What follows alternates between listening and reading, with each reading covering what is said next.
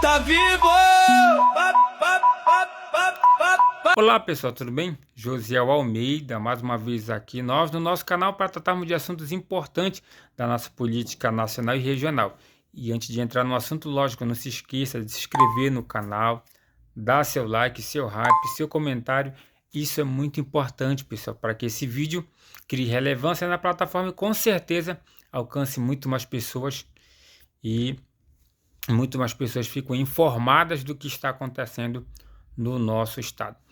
Dito isso, vamos ao assunto. O assunto dessa vez é a Úrsula Vidal, né, jornalista da extrema esquerda, que foi no podcast, lá no podcast, égua do podcast, né, daqueles dois esquerdistas lá. É só pessoal pegar ali os de direita que vão lá, né, eles fazem pergunta incisiva, pergunta mesmo. E quando é o de esquerda não, né, aquele coisa mais light, mais dão gargalhadas. São de extrema esquerda também os dois apresentadores deste podcast. Vamos ver aí, ela foi questionar o filme, né, do Bolsonaro e falar outras coisas lá que nós vamos aqui, pessoal, nesse vídeo desmentir, né? Ela mente lá naquele podcast com a ajuda daqueles dois lá que são da extrema esquerda também. Vamos ver aí o vídeo, né? O vídeo e depois vamos estar dando a resposta. Veja aí. Úrsula, você vai assistir o filme do Bolsonaro? Mano, eu vou. Tô curioso. Eu vou. Vai. Tu sabe... Vai escondida ou vai lá no cinema? Qual vai ser o seu olhar pro filme? Como uma profissional ou como uma brasileira mesmo? Eu acho que tá tudo junto. Eu tô inteira aqui, né? Eu tô como uma brasileira entendendo por que você pega 138 bilhões de reais para colocar num filme. Tem que ser um filme, hein? É, exatamente. E é muito... É um filme, olha, hein? o Kleber Mendonça Sim. fez uma frase síntese extraordinária dizendo assim, quem diria que seria um filme, uma obra de audiovisual que provocaria essa queda do Flávio Bolsonaro. Não é, rapaz. Né? Úrsula, tu mente que nem a cara treme. Assim fica muito fácil. O Instituto GESP publicou em março. Olha aí, ó. Já dava empate técnico entre Flávio Bolsonaro e Lula, né? E depois do vazamento dos áudios aí, em maio agora, né? Em maio, dia 29 de maio, continua o empate técnico entre Luiz Inácio Lula da Silva do PT e Flávio Bolsonaro. Então não teve essa de que derrubou Flávio Bolsonaro, a campanha continua, ele continua crescendo nas pesquisas e você mais uma vez mentindo para o público aí do podcast. E engraçado que eles não perguntam por que nenhum deputado do PT, nem ninguém da esquerda assinou a CPI do Banco Master. Pessoal da esquerda aí, levanta a mão. Quem assinou a CPMI? Quem assinou? Não assinou. Quem assinou a CPMI do Banco Master? Vocês da imprensa, abram o olho. Olha o que o atual presidente da República acabou de fazer. Um decreto da censura de Lula, que é mais uma vez, é mais uma ofensiva contra a liberdade de expressão. É mais uma ameaça ao trabalho da imprensa. É uma ameaça à liberdade de imprensa que é sagrada. Vocês podem não gostar de Bolsonaro, mas amem a profissão de vocês, pelo menos. Para que vocês possam continuar tendo a liberdade de fazer as matérias que vocês precisam fazer. E por fim, presidente, eu quero dizer a todos aí, não é que eu sou uma pedra no caminho desse projeto. Eu sou aquele que, junto com as pessoas que estão aqui, nós, o povo, vamos impedir o projeto de poder aqui nesse país, porque a gente vai libertar os brasileiros que hoje estão endividados por causa desse governo. Nós vamos libertar os brasileiros que hoje moram em áreas que são dominadas por narcotraficantes e esse governo não faz nada, não aceita classificá-los como terroristas, CV e PCC. Nós vamos libertar o povo brasileiro dessa corrupção absurda. Nós vamos libertar o povo brasileiro para que ele possa voltar a comprar arroz e feijão sem precisar parcelar no cartão de crédito, porque o povo brasileiro precisa ter liberdade para voltar a conseguir encher um carrinho de compra e levar dignidade para dentro da sua casa. Não adianta tentarem nos calar. Vamos para cima, Brasil! Nós vamos resgatar esse país juntos. O povo brasileiro não aguenta mais 4 anos de PT. Isso é que vocês deveriam perguntar para ela. vocês aí, dois esquerdistas, mas não pergunto, não pode forçar, né? Só força com a direita, né? Quando um de direita vai lá, vocês apertam, mas quando é da extrema esquerda, é tudo, né?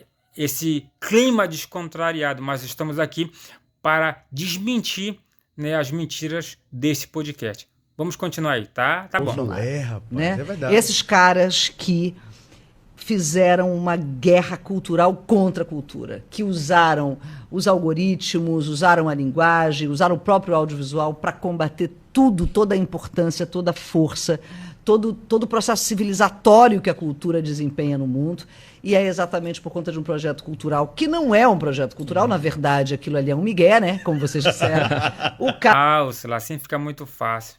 Você diz aí que o Bolsonaro acabou com a cultura, destruiu tudo. Por isso que eu gosto da internet, a gente desmente tudo. Em 2024, a 27ª Feira Panamazônica do Livro, né? Eu vou lembrar aqui que eu fiz um vídeo na época repudiando, né? Veja aí o que aconteceu, né? A contratação de um certo aí causou polêmica na cidade. Você era secretária. Veja aí o que aconteceu. Essa aqui é a Feira do Livro, evento para levar a família, principalmente as crianças e adolescentes, que é para gerar o hábito pela leitura e o acesso à cultura. E essa aqui é a Brigitte Liberté, que se intitula nas redes sociais como Demônio da Amazônia. Isso é demônio puro! E esse demônio está fazendo uma apresentação lá na feira, paga com dinheiro público, fazendo encenação de sexo junto com um troço que não dá nem pra chamar de música, porque da boca dela só sai palavrão e merda. Meu Deus! E esse aqui é o Igor Normando, que fez a indicação do presidente da Fundação Cultural do Pará, conhecida como Centur. O Igor, através do presidente, contemplou a empresa desse demônio desde 2022 com um contrato que paga R$25 mil para esse demônio destruir família.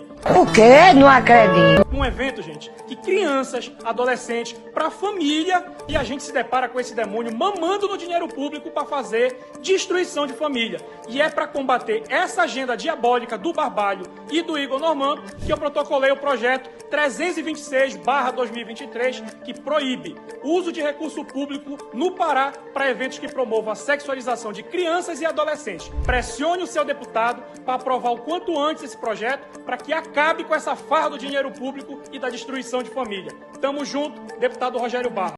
Viram aí o deputado repudiando, deputado Rogério Barros do PL, repudiando a contratação, gastando dinheiro público para aquilo ali, onde crianças, adolescentes, avós levam os seus netos para ver aquilo ali, e depois que repercutiu, né, negativamente, que era a época de eleição, você veio fazer aquele videozinho dizendo que não sabia e parará. É esse tipo de cultura que vocês apoiam.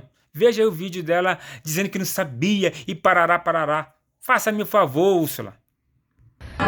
Eu estou aqui para fazer um pedido de desculpas, lamentando imensamente o ocorrido durante a programação da 27ª Feira Panamazônica do Livro e das Mentirosos.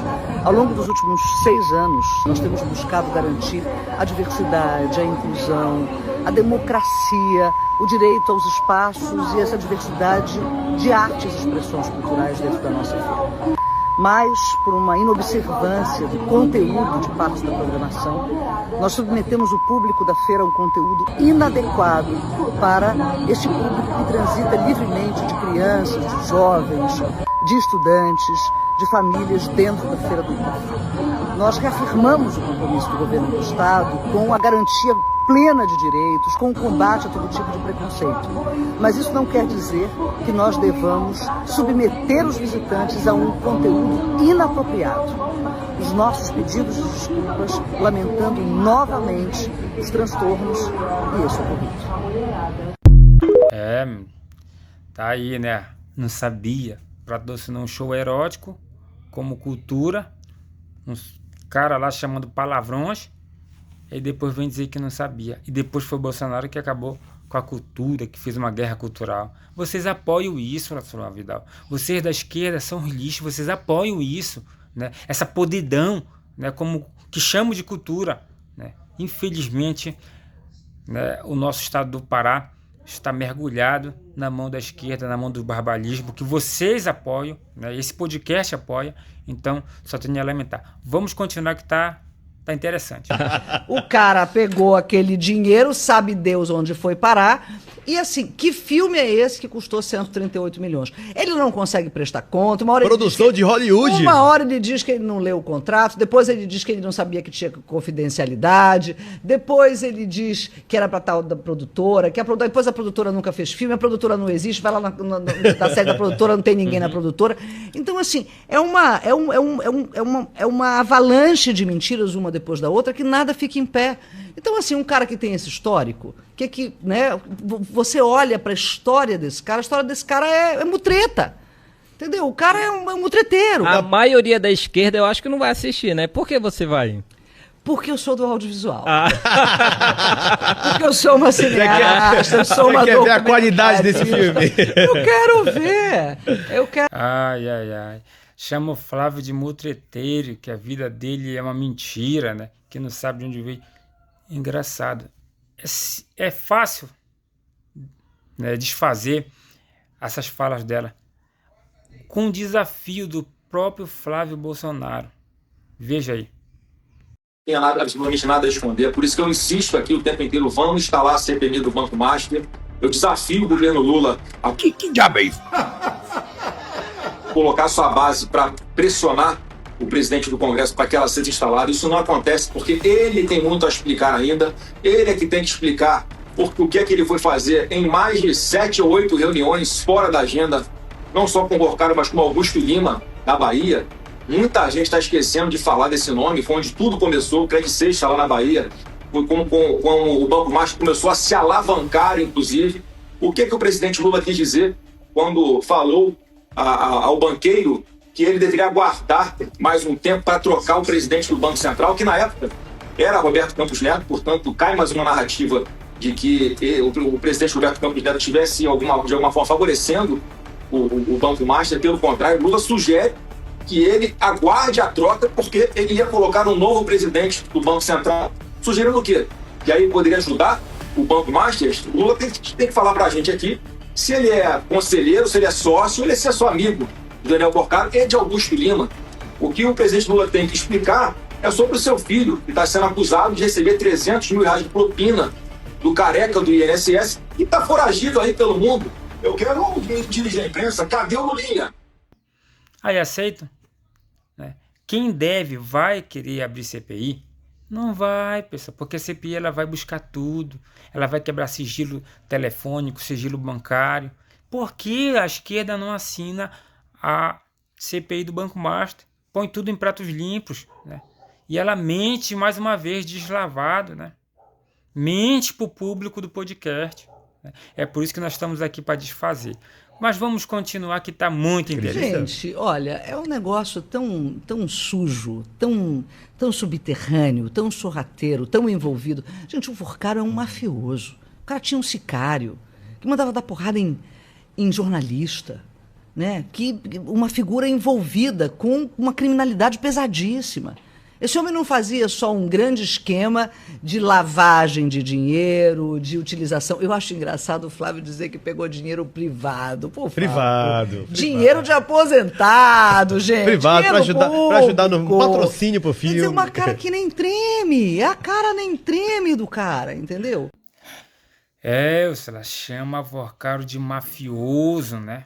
Uma figura mesmo violenta. Mas esse aí teve um encontro com o Lula fora da agenda. Isso vocês não falam, né? Isso vocês não tocam, né? Esse aí, né, o Lula deu consultoria para ele. Isso vocês não falam, né? O Lula se encontrando com mafioso e vocês não tocam nisso. Esse podcast aí perde a credibilidade nesses fatos aí. E falou que o dinheiro, né, envolvendo aí o pessoal dos aposentados, mostrando a irresponsabilidade dessa jornalista, né? Ainda é muito prematuro para se afirmar isso, né? E tá aí apurando, né? Estão se apurando ainda, mas não fala da mesadinha que o Lulinha recebia, né? Do careca do INSS. Esse sim, né? Já está bem, né? Encaminhadas as investigações. Ele falou em delação premiada que dava mesadinha lá pro filho do Lula, né? Ele não fala também que o filme do Lula, né, teve propina, né? E teve delação do ex-ministro do Lula, Antônio Palocci, né? Afirmando que houve propina no filme do Lula. Isso vocês não tocam, né?